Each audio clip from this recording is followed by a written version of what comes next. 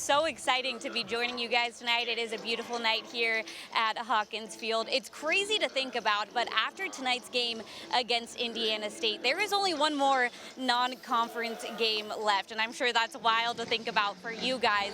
People sometimes overlook these midweek matchups, and I talked to head coach Tim Corbin yesterday, and he told me that they actually put a lot of emphasis on these Tuesday games.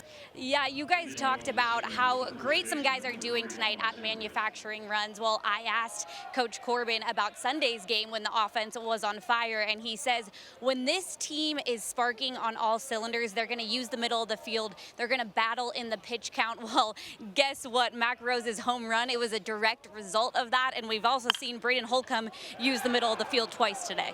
They were moving pretty sluggish in that loss, and that's exactly how they played against Ole Miss. So tonight means they need to gain momentum, they need to gain confidence, because coming up, they got a heavy schedule. 3 games against Alabama, then Tennessee, and then Kentucky. And as you guys know, the top 16 teams at the end of this have a better chance of hosting a regional. Guys, after Brody Johnston almost had me knocked out with that foul ball, Coach Corbin motioned to Brody to use that middle of the field again with 2 strikes, and that's exactly what he did to drive in a run, and that's what I talked about with Coach Corbin yesterday as well.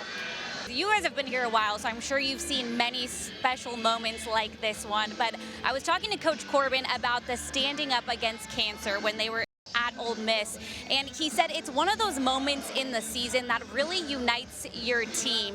He said everyone was holding a sign with someone they knew battling cancer, and he looks at his team as a family. He says whether it's them visiting the hospital or taking this stand against cancer, it's more than just them showing how many people are fighting this disease. How about Jonathan Vastine these past few games? I was talking to him, and he said he had a conversation with Coach Corbin going into his senior year, and Coach said, hey, every guy who's made it to their senior season on my team has made a huge impact, and he's improved each year since his freshman year, so it's exciting to see him doing so well. After that run, the dugout was fired up for him, so you could tell he's just a guy everyone loves on this team.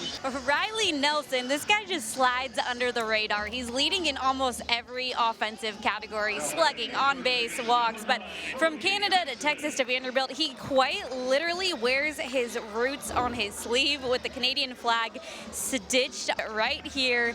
It's a nod to his family and where he was born. He says not many people actually know he's from Canada, and he said his whole family's watching tonight. He said there was a point in his life he had to choose between baseball and hockey, to no surprise, but the biggest thing hockey taught him was that mental toughness, not getting attention in the transfer portal, and he said he's now living his dream, and that's right here with Coach Corbin. I asked him, do you still have those pinch me moments? And he said, honestly, every single time I'm on this field. What's going on?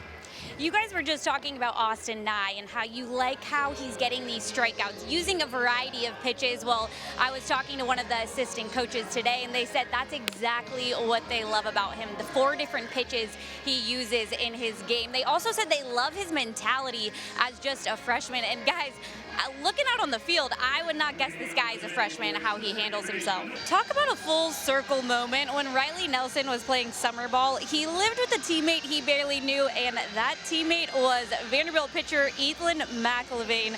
Fast forward, the two not only won a championship together that summer of high school, but now they are college roommates here at Vanderbilt. These two went from being strangers, living in a host family house, and discussing their dreams of wanting to play Division I baseball, to now conquering that dream side by side. It's a really cool story. He says it's showing people that there is life outside of this game. They have stuff going on off the field, and you know, that's one of the special things about Coach here. I'm sure you guys have so many examples of moments that you've seen.